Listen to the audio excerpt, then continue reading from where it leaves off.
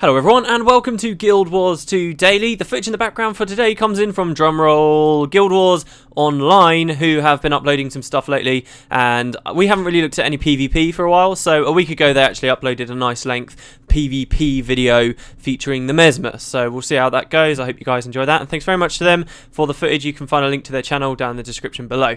Now today we're going to be talking about mechanics. Two things really before we start off. Last mechanics episode I mentioned something. I said that there was no way, my exact words pretty much were, there's no way players can manipulate skill recharges of other skills, which I was wrong. There are actually traits, as you may know, in the game that you can equip onto your character that will then reduce the recharge of certain skills, which is perfectly fine. My main point though was to do with the fact players can't stack skill recharge effects in a certain way that will dramatically reduce the cooldown of something and make certain skills broken, as was very much the system in Guild Wars 1. I think the main difference is now you don't have specific skills you can slot that are only there to interact with the recharge or the cast time or the energy of other skills, and particularly recharge, they've made sure that's a sacred resource that will never be affected in that way. Obviously with the traits, because they're just a global modifier, they can be easily balanced to make sure that as a global modifier they're not doing anything ridiculous or unprecedented that ArenaNet didn't see. So that was my general point, but yes, with that I was wrong, and I hold my hands up.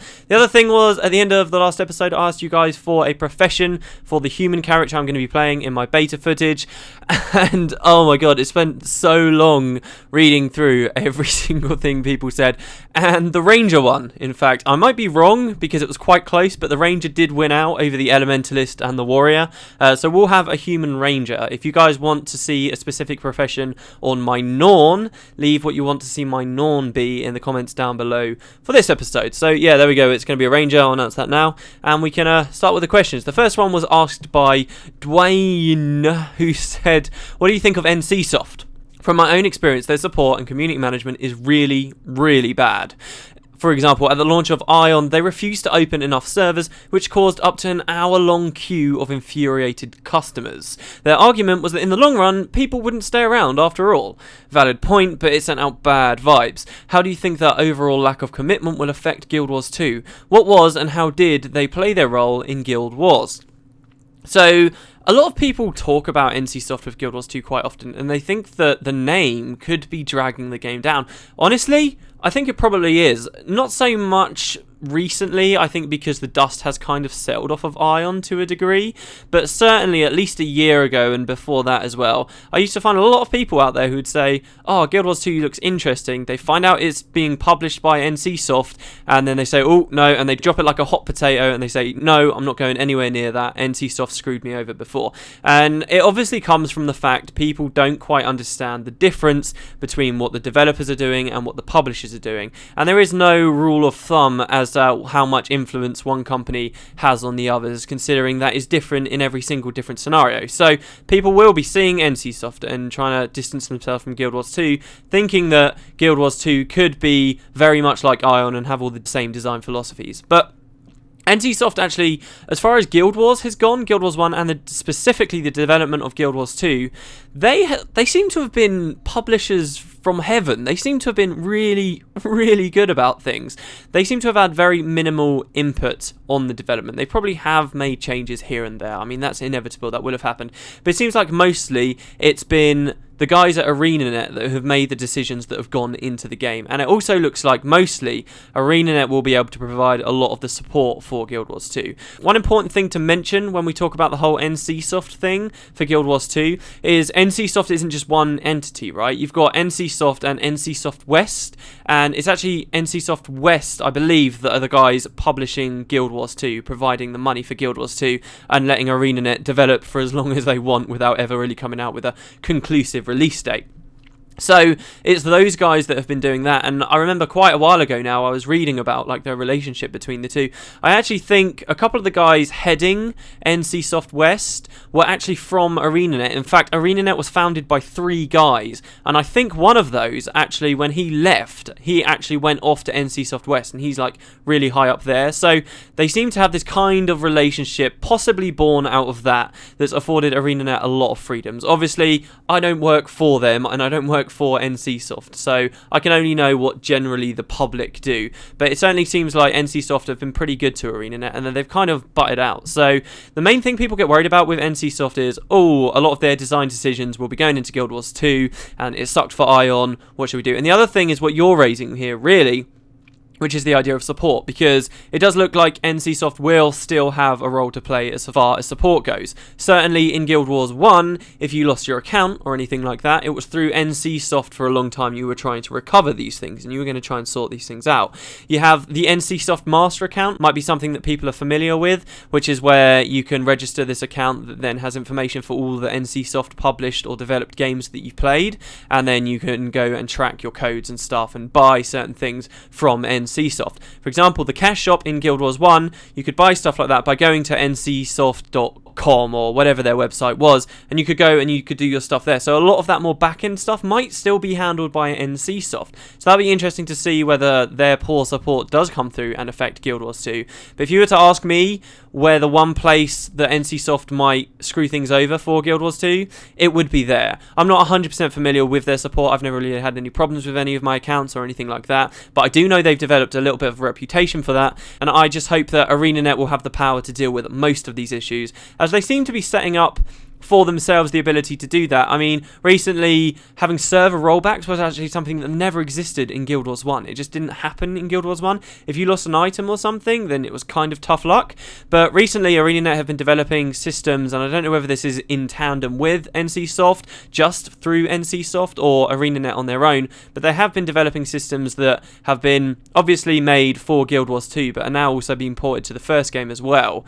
And it certainly seems like ArenaNet, as far as support goes, is going to be prepared to deal with any issues that might arise. I just guess it's a question of when this game's out and there are countless people playing, will their support systems really be able to hold up, and how much is still relying on NCSoft. But I can tell you that as far as the development's gone, definitely NCSoft haven't had that much influence, and it's always a little bit upsetting when people find that their name's there and get put off of the game when really it doesn't have much significance at all. Do not go into Guild Wars 2 expecting it to be like Ion just because NCSoft's name there. They are very different games with very different philosophies, and NCSoft have just been funding Guild Wars 2, and as far as we can see, little else. And actually, as I say, I think they've been really good as publishers. I think they certainly seem to have been really good publishers. So when you say, what do I think of NCSoft?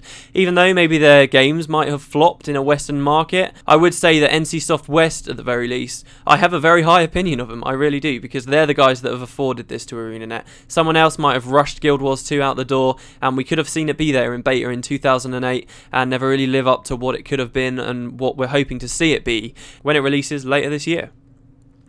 The second question was asked by the Armadillo, who said, let's say I'm in combat and dying. There's a body of water near me, so I run and jump in the water. Will this end combat and the mob will just walk away? Will the mob go in after me? Will the mob continue to hit me from outside the water with bows if I'm in reach? Or will they wait for me to go back to the surface? Really depends on the situation, but I can tell you that a lot of enemies are amphibious, namely they will be fighting you in the water or they can fight you on the ground. And because of this, because seems to be a wide variety of enemies that are amphibious, if you will, they actually tend to be the enemies that are positioned around the shores in the first place. So most of the time you'll have a situation like this where, say, let's make it very simple, you're fighting on a beach, you're fighting some bandits, and then you're like, oh god, I'm gonna die. You run away into the water. Well, humans, bandits can swim. This goes for Sylvari as well, by the way, Norn, whatever race they are, they can swim if they're a playable race. So these NPCs will go in after you, and then they will fight you down there in the water. Their skills might change, just like your skills change. They might not change, it all depends on the enemy, but they will continue to attack you.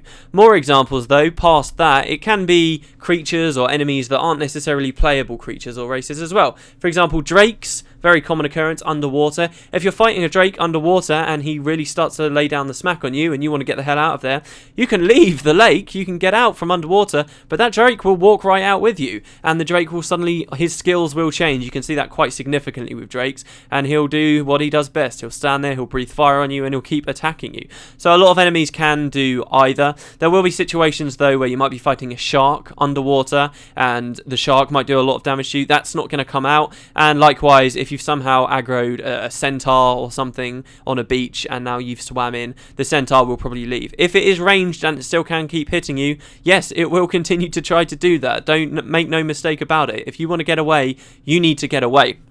Really, breaking aggro when it comes to water isn't too different to in the rest of the game. It's more about proximity than what medium you're currently in. If they can get at you somehow, then they will certainly do their best to. If you're looking for situations where you've ran into a body of water to escape from an enemy that has no ranged capacity whatsoever or the ability to swim underwater, you will probably get away safely without having to leave too far. But that's quite a rare occurrence, so I'm okay with that happening, because it's not like people can exploit that too often, because it's not going to be happening too often. And it should feel quite rewarding that you, in this fight, have recognised this body of water is a valid way to escape, because you've assessed your enemy and the capabilities of your enemy. And I think that's perfectly fine. If a player does get away in that situation because they've used their head and thought about it, then yeah, let them enjoy it. Why not? So moving in and out of water may not be so much of a tactical decision all the time, unless you appreciate that perhaps you are more effective in combat underwater because you might have more skills or certain situations like that.